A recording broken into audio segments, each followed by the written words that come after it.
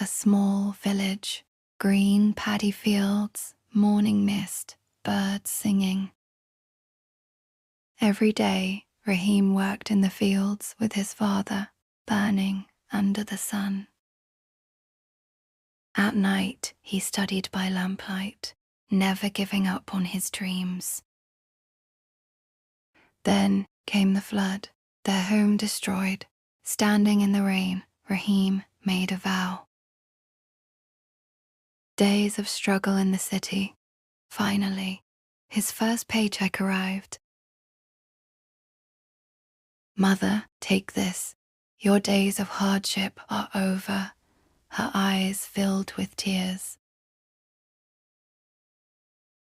He built a school in his village, Bangladesh's struggle, love, and new hope.